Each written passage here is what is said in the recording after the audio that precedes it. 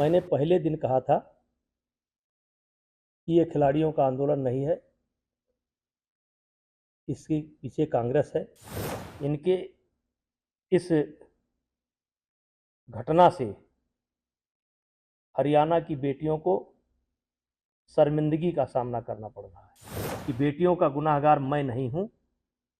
बेटियों के सम्मान का कोई अगर गुनाहगार है तो बजरंग है, दिनेश है, या आंदोलनकारी है। एक दिन कांग्रेस को पछताना पड़ेगा, एक दिन कांग्रेस को पछताना पड़ेगा। आप कुश्ती जीत करके नहीं गई थी, आप चीटिंग करके गई थी, जूनियर खिलाड़ियों का हक मार करके गई थी। भगवान ने वही सजा दी है आपको। 18 जनवरी को जब जंतर मंतर पर 2023 में धरना प्रारंभ हुआ था, तो मैंने पहले दिन कहा था कि ये खिलाड़ियों का आंदोलन नहीं है, इसके पीछे कांग्रेस है। विशेष करके भूपेंद्र हुड्डा, दीपेंद्र हुड्डा, प्रियंका जी, राहुल जी, ये कांग्रेस का आंदोलन है। और आज ये बात सच साबित हुई कि इस पूरे आंदोलन में या हमारे खिलाफ जो षड्यंत्र हुआ, इसमें कांग्रेस शामिल थी और जिसको लीड भूपेंद्र हुड्डा कर रहे थे। ये क्या लगता है कि चुनाव में कितना असर डाल पाएंगे हरियाणा में? जैसे चुनाव में उनको टिकट दिया गया, कितना असर डाल पाएंगे? देखिए, क्योंकि मैं बहुत दूर बैठा हूं, लेकिन हरियाणा की जनता को मैं कहना चाहता हूं कि भूपेंद्र हुड्डा और दीपेंद्र हुड्डा या बजरंग या दिनेश, ये लड़कियों के सम्मान के लिए नहीं बैठे थे। इनके इस घटना से हरियाणा की बेटियों को शर्मिंदगी का सामना करना पड़ रहा है। उसके जिम्मेदार हम नहीं हैं, उसके जिम्मेदार भूपेंद्र हुड्डा हैं, दीपेंद्र हुड्डा हैं और ये आंदोलनकारी हैं। और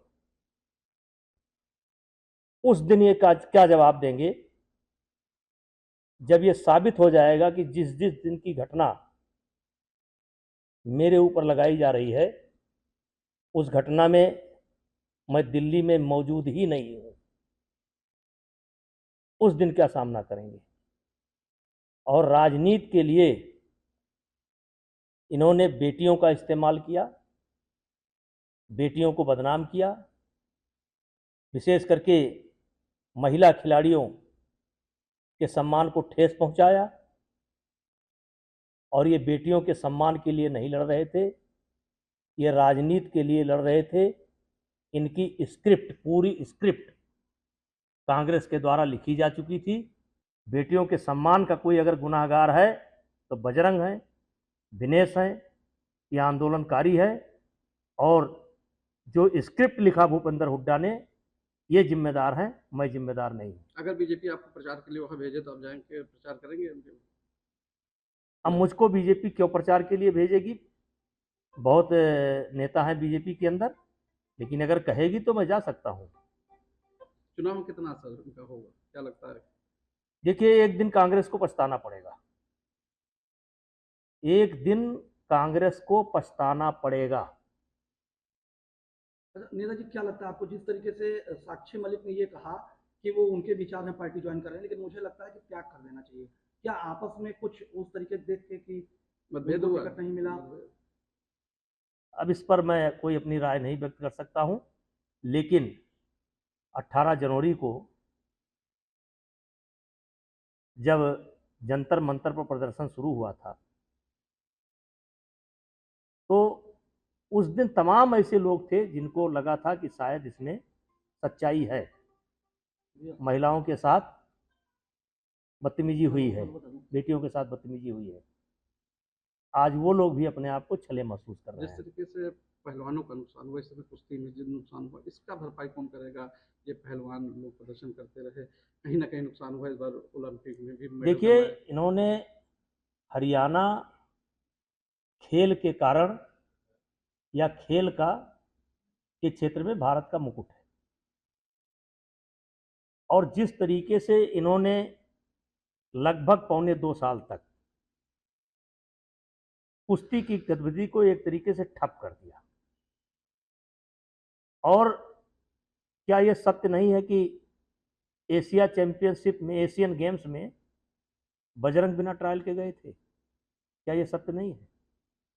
मैं खुद पूछना चाहता हूं, कुश्ती के जो जानकार हैं उनसे पूछना चाहता हूं, विनेश फोगाट से पूछना चाहता हूं कि क्या एक खिलाड़ी एक दिन में 2 वजन में ट्रायल दे सकता है? क्या वजन के बाद 5 घंटे तक कुश्ती रुकवाई जा सकती है? आप नियम की बात कर रही हैं। क्या यह नियम है कि एक दिन में एक खिलाड़ी 2 वेट कैटेगरी में ट्रायल दे? इसमें आपने हक नहीं मारा? क्या 5 घंटे तक कुश्ती नहीं रखवाई? क्या रेलवे के रेफरियों का इस्तेमाल नहीं हुआ? आप कुश्ती जीत करके नहीं गई थी, आप चीटिंग करके गई थी, जूनियर खिलाड़ियों का हक मार करके गई थी। भगवान ने वही सजा दी है आपको।